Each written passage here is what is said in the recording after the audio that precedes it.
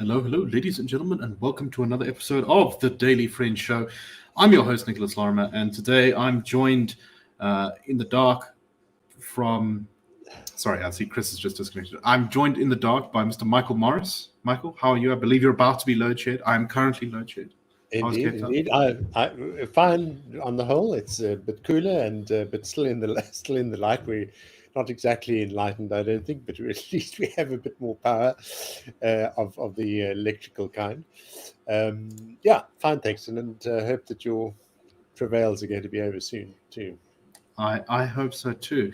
And we're also joined by Chris Hattingh. Chris, how are you doing? Hi Nick, hi Michael, doing well, thanks. Apologies for my Hello. own technical gremlins. It must be the NDR undermining me. Yes, no, Yes. clearly this can be the only cause, not us at all. Mhm. All right. First, a word from our sponsor, Bitvice. Concerned about the poor performance of the South African rand and local investment returns when planning for your retirement? Look no further than bitvice.io, the reputable white glove Bitcoin service designed to provide you with a secure and professional approach to navigating the world of Bitcoin. With a proven track record, Bitcoin offers potential growth opportunities amidst economic uncertainties. At bitvice.io, we prioritize your security and empower you with self-custody, ensuring complete control and protection of your Bitcoin holdings. Discover the benefits of self-custody and secure your financial future with bitvice.io. Visit their website today. There will be a link to that in the description of the show on YouTube and on the podcast apps. Anyway, let's get into the news of today. And let's start off with some comments made by former President Thabo Mbeki. Thabo Mbeki was giving some commentary in an interview with Eyewitness News while in Guinea. And he said that there were many issues in South Africa that suggested that we were facing a loss of quality in governance, which is a great euphemistic term for what's going on. He said that the country had been in crisis for a while now, and in a serious crisis for a while now, and that there's a serious deterioration in the quality of governance. He said, quote, "It may very well be that whoever's in government requires this pressure from below when the masses of the people rebel against a system of government that's not working in their interests." So while the headline for this article was serious, Mbeki says cholera outbreak shows serious deterioration in quality of governance. The real headline should have been Mbeki suggests that revolution only way to fix country. Michael, what do you make of this story? Yeah. I mean, I think that your final point is absolutely right. It's quite funny actually when you put it like that. Also quite interesting. You know, he is prone to euphemism. He talks about a rebel against a system of government. In fact, what we're really talking about is not a system of government, but the incumbent political party in government is really the thing that people ought to be rebelling against. Is Mbeki actually still openly a member of the ANC? Because I know that's been in question for a while. Yeah. I'm not sure. And part of me sort of wonders also whether the repetition of this kind of thing from him and others like him almost has the effect of soothing people into the idea that in fact we're okay because there are these kind of senior figures who are making these kinds of noises. They're expressing a sort of contrary view. There is this opposition from within the organization. So we don't really need to worry. We don't actually need to worry about changing the government because, on the strength of people like Mbeki and others saying the sorts of things that they do, things are fine. There's a kind of sensible, sane attitude prevailing. Let's just keep on. We've got little problems. We've got that one issue, as Fikile Mbulula insists. It's just one issue that we've got to deal with, and it is 300 years of horror stories. So let's just carry on. But on the other hand, I think, I mean, it nevertheless is. I think those are quite strong words when masses of people rebel against a system of government that's not working in their interests. There's a whole package of ideas in there, which I think is becoming increasingly difficult, even for the most ardent supporters of ANC to ignore.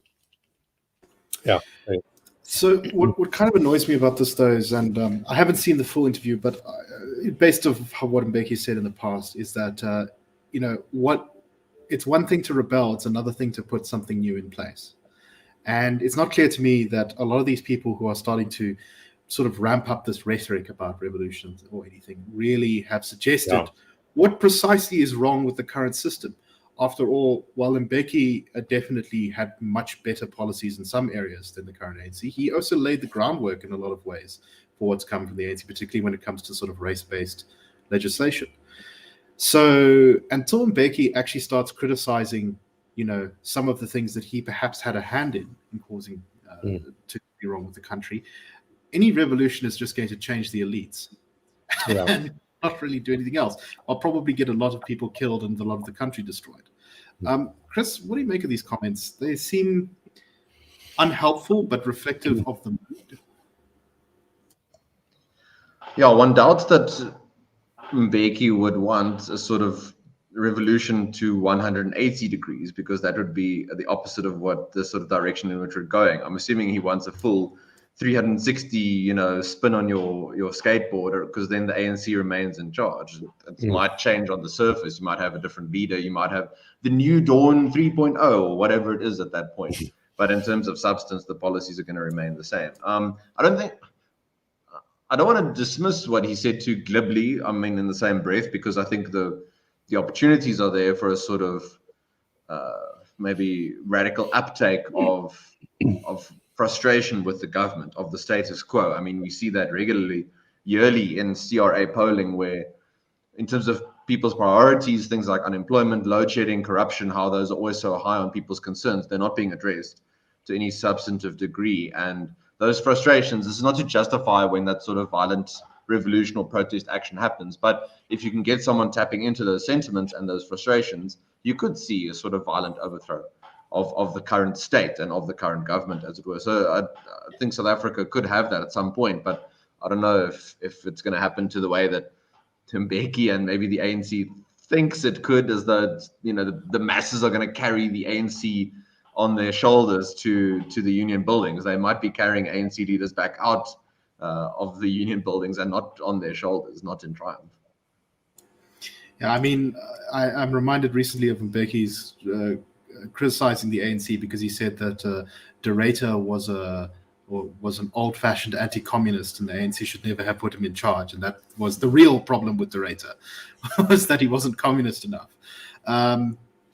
Just madness. Mbeki continues to be such a sort of fascinating character, because on some things he was right, and on some things he was so awfully wrong, of course, HIB, but other things too, that it kind of drives you up the wall. But Michael, I think this cholera outbreak, apart from the fact that it's killed people, and apart from the fact that it's so pathetic that this is the kind of where our government has led us, I think it really is damaging the prestige of the ANC internationally and also in the country, because cholera is a disease in large part of the 20th century. This should not be happening in the 21st century. And I think this is one of those things that's really difficult to kind of explain away. You can try and blame the opposition in Tswana, you can try and blame this and that, but everyone knows that the problem is the system of order, sanitation that the ANC has set up over decades. Am I right to draw such a big sweep from that meaning from this cholera outbreak? What's your take? Yeah, I certainly think so. If one compares it, say, to COVID, which was this kind of foreign virus that hit us, it was quite unpredictable. We didn't know a lot about it. Spread very quickly. It was a virus that was very much of the kind of modern globalized world, carting backwards and forwards in airlines. It affected the first world countries as it affected the third world countries. So that was something that the response to it was a different thing. But the fact of this disease presenting a challenge to the country couldn't really be couldn't be used to point at the ANC and say, well, here's an incompetent government that doesn't know what it's doing. I think every government around the world was battling with the same thing. But cholera, as you say, quite a simply, it's a simple affliction, simple to understand, simple to treat. The origins of it are perfectly well understood. It's relatively easy to combat and to prevent it from breaking out simply by looking after your water supplies properly and making sure they're clean. And then when it does break out, the treatment is actually very straightforward and inexpensive and quite plainly set out and understood. And on both these scores, we see a governing party floundering, having been warned. And there have been various little outbreaks of cholera over the past 30 years that have kind of indicated wherever there's a lapse in the sort of health management regime, you're likely to get these kinds of problems. So we knew about it. We knew the risk was there. Apparently, this water supply, in particular in Hammanskraal, has had a history of problems, and there've been constant warnings about it. It seems completely perverse that I read that story about the mayor of Tshwane being chased away from Hammanskraal. He's likely to be the first guy in more than a decade who really is capable of pulling together a plan and people who can implement it. So that's quite ironic, I thought. But yeah, I think you're right. It reflects, as in fact Mbeki says, it reflects a collapse of government and failures of government, which are inexcusable in 2023. Definitely. So I think the last thing to say on this maybe is that I personally have quite anti-revolutionary sentiments. I don't get too gung-ho for revolutions. I prefer managed change. And I do think that our political class should be a little bit careful about how they throw around things like revolution, because when something like that happens, it's quite serious business, and it often goes in a direction that everyone thinks that they can control, but usually can't. And sometimes that can be produce good results, but more often than not, it produces, shall we say, suboptimal results. It doesn't even necessarily fix the problems it was designed to initiate it to fix. So, just go and look at your history books, French Revolution being, of course, one of the prime examples. So just something to keep in mind, I think, from a sort of pundit perspective. Let's move on to our next story. And this is from President Ramaphosa. He has finally, after 3 months, given the new electricity minister, or minister in the presidency of electricity, I can't remember his full exact title, Minister Ramakgopa, powers with regards to what he can actually do as the Minister of Electricity. So, presumably because he didn't have the power yet to do anything, because that was all being fought over in internal ANC politics, he spent the last couple of months going to power stations so that he can, quote unquote, get to grips with the problem. And so far, we've seen that the minister, the most important thing is that he's been given some powers in terms of Section 34 of the Electricity Regulation Act. Section 1, the minister may, in consultation with the regulator, determine that new generation capacity is needed to ensure the continued uninterrupted supply of electricity. B, determine the types of energy sources from which electricity must be generated and the percentages of electricity that must be generated from such sources. C, determine that electricity thus produced may only be sold to persons or in the manner set out in such notice. D, determine that electricity thus procured must be purchased by persons set out in such notice. E, require that new generation capacity must be established through tendering processes which is fair, equitable, transparent, competitive, and cost-effective, and provide for private sector participation. All of these powers, I believe, were previously with the Minister of Mining and Energy, which is Gwede Mantashe. There are still many that remain with him.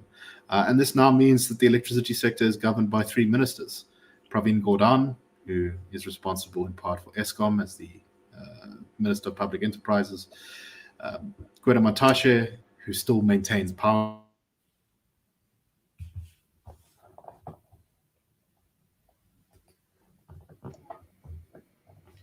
I think we might have lost Nicholas. From your side, Michael? Yes, indeed. I think he might have been knocked out. But you had some thoughts about this in particular, Chris? Yes, I mean, so sort of picking up on Nicholas there with the different ministers that are involved, one should also add a fourth one, which De Ruyter highlights in his book, former CEO Andre De Ruyter, about the Ministry for Forestry. They're also involved with sort of environmental considerations. So those things are also in this whole mix of confusion and who is actually ultimately responsible. It's not just it's the three, but it's actually four ministers. I want to highlight, just in terms of this purported moving of delegations and powers, the substance comes in subsection 2 of section 34. So subsection 2, that elucidates where the actual policy determination comes out. It involves powers around undertaking and developing of activities, including entering into contracts. It involves environmental powers. It involves management activities. It's also issues around the Public Finance Management Act. All of those remain with the Minister for Mineral Resources and Energy, currently Minister Mantashe. So in my view, in my analysis of this latest announcement, you've transferred certain powers in section 34 of the Act, but not the substantive powers in subsection 2. Those remain with Minister Mantashe, and I think ultimately the power, if you'll excuse the pun, because Eskom doesn't have nearly enough of that to go around, that remains with Minister Mantashe. Also, last week, the presidency spokesperson, he posted a photo of Minister Ramokgopa and Minister Mantashe sitting, having a very collegial discussion. He said I'm paraphrasing, but to the effect of there are good vibes between the ministers, and they're focused on solving the issues. And I mean, if that's all we needed to solve the country's problems, if you could just convert good vibes into electrical current, into voltages, into volts, we'd be totally fine. So I think ultimately it's a lot of talk. It's the president wanting to show that he's moving on this. He's now delegated powers. But I think in substance, the actual decision making remains with Minister Mantashe, and he'll get to decide accordingly what happens or doesn't happen. Sorry for my little disconnect there. Michael, what do you make of all this? Now, I think, there are complexities to the legalities and all this that you can maybe say that, oh, well, maybe when the minister is appointed, it takes like a week or something to appoint these new powers. But instead, we've had the country sort of put on hold in what is supposed to be one of the solutions to our electricity crisis. I mean, we know it isn't, but that was how it was solved, right? Was that this new minister of electricity was going to be part of the solution. But it takes 3 months just to give him his powers, because apparently the ANC internal politics takes 3 months to sort out as to who gets which piece of the pie. And then when there is a final decision, it's really not that important. I guess he gets to sort of maybe hold back the coal lobby a bit, but as Chris says, it looks like the new regulations still keep Gwede Mantashe in the driver's seat. So what was the point of all of this? It is extraordinary, and picking up on your comment about revolution, I think revolution is one end of the axis of the spectrum. At the other end is this quite simple idea of rational, sane policy making and good governance. And what it comes down to is you appoint somebody, tell your country we've got a problem, we're going to appoint a special guy to deal with this. You appoint him, and you then dither about what he's actually going to be doing. And then when you do announce that he's got some powers, you discover that they're actually powers that are not particularly useful to solving what the fundamental crisis is. So, yeah, it is just extraordinary. This air of non-urgency, I think, is actually baffling. You'd almost swear that the government had nothing to do with the fate of the country and the economy and income and tax and foreign exchange and all the rest of it. They just don't seem to be, in any sense, urgently engaged with actually finding a solution. And that, to me, remains the most interesting part of all this. Every minute of load shedding, the ANC is in danger of losing quite a lot of votes. And while there's currently a bit of, I would say, the analysis swing on the fate of the 2024 elections is on a pessimistic trend at the moment, although I think that's kind of how an analysis tends to go as you swing from pessimism to optimism. We'll see. Polling does suggest that load shedding really is driving a stake through the heart of ANC support. even in the best polls, they're still going to lose like 5% of the vote, like 10% essentially of what they're getting now. And yet, even when self-preservation is being threatened, the government sort of just plods along in this slow, blinkered, ideological, sleepy, zombie-like state. And that, to me, I think says more about the ANC than anything else, is that even when it's in its own selfish interests to at least appear to be doing something, it trudges on in the same old way. Chris, what do you make of that? I go along with you, but I think even the ANC realizes, given the state, especially that Eskom is in, the only way to make sort of progress superficially in terms of alleviating load shedding is, number one, making sure that Eskom can buy diesel so you can run the open cycle gas turbines as a short-term fix. And number two, you scale back on the maintenance so you can then get more of your decrepit fleet going into the elections next year. So there's not going to be these long-term, deeper policy-focused solutions. You're going to try and look like you're moving things around between ministers and you're delegating powers. But in terms of the underlying issues, you're going to ensure that short-term fixes are put in place. You can lessen the load shedding load before the elections next year. You can look like things are improving, but then you hand that hospital pass to the next government, if that's yourself or others, you know, sort of coming in a coalition government. So I think I don't think ANC ideology, one, and ANC interests, sort of the wider ANC, allows them to do the sort of solutions that we would, for example, be looking for. Someone like Minister Mantashe is way too important for the NEC and for the wider ANC with his own powers and influence, for Ramaphosa and others who are quote-unquote pro-reform to rock the boat too much, which I don't think they are in substance. But they're worried now about presenting a somewhat united front before the elections next year. Don't rock the boat too much. Look like you're doing something on the surface, and you present this picture to your electorate next year. I mean, Fikile Mbalula alluded to this in his interview, his BBC interview, with load shedding being the single issue by which the ANC is defined. I mean, if they can look like they're doing something on that, then in their minds, they would feel, you know, they're making progress and they'll earn votes for that. All right. I think we should move on to our last topic for today. I think it will be our last topic. And this is comments by Fikile Mbalula, the ANC Secretary General, that heads will roll if indeed bribery allegations against ANC MPs turn out to be true. So allegations have been made, I believe, by Public Protector Busisizwe Mkhwebane, or suspended Public Protector. I'm not actually sure which. Yeah, she's suspended currently. That she alleges that during her impeachment hearing and her Section 149 committee investigation into her eligibility to hold office, that 3 ANC MPs attempted to solicit a bribe from her, promising to aid her through the investigation and through the committee hearings if she paid them some certain sum of money. Responding to this accusation, Fikile Mbalula said that if there is any member of the ANC who has done things that are being reported about, surely there will be action. Heads will roll definitely, because we don't play. It won't take a week. We will be on top of that person. You do wrong in the ANC, we hit you, and we hit you hard. If there is nobody who has done these things that are being alleged, then that person is in for a high jump. The ANC will not hesitate to act.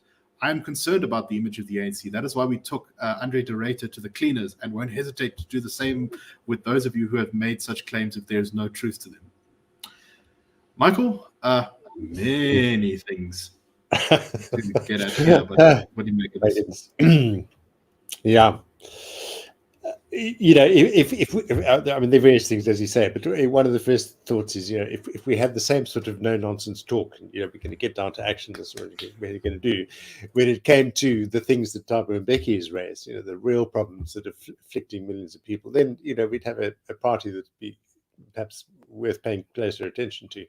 But it's absolutely true to form that anything to do with the party is the paramount thing, is that it always comes first, protecting the party, and it perhaps inadvertently comes through here. I mean, I don't think he was trying to say the party is more important than anything else, but that's the sort of feeling we get in a situation in the country where there is so much wrong, where there are so many people who are struggling, that the one thing that he's chiefly concerned about and really getting to the bottom of is accusations against some members for attempting to bribe somebody.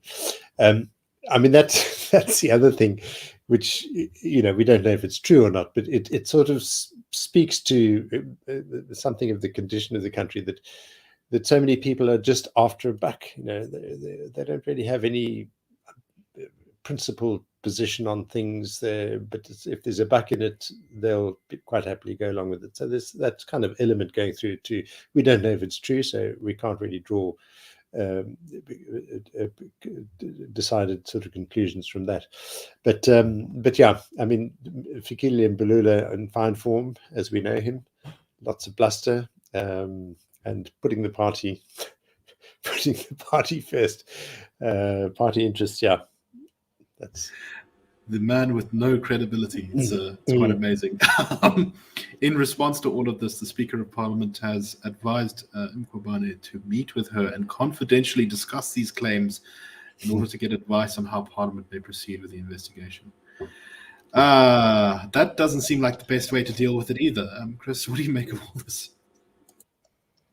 I don't know that the ANC, that it needs assistance from outside individuals or forces or whatever, people like that, either, for example, to tarnish its good name, as it were. I think the ANC has done that best in its own actions, both in terms of its words, but also its substantive actions, and steadily destroying the economy and ensuring that the majority of Black South Africans aren't actually part of formal economic activity as a result of the policies they've decided to pursue. So, yeah, it's again this thing of wanting to be seen to be doing something, but in terms of actual accountability, transparency on corruption, serious investigations into allegations of corruption, you're not going to see much. It's the same sort of idea that we've now had this establishment of an inquiry into the allegations around South Africa providing arms and ammunition to Russia by way of the Lady R, the ship. But this happens months after the fact, and it's only to be seen to be doing something, not being proactively, taking steps proactively to solve any particular issue. Yeah. I must say that if there is any truth to these allegations, and I must say, even though I don't exactly trust anyone on Mkhwebane's side here to tell the truth, I also must say that I wouldn't be terribly surprised if someone in the ANC tried to do this. And that really is kind of when you reach the real bottom of that would be the end of Parliament as an institution that has anything except power. It would have no credibility, would have no standing, would have no prestige.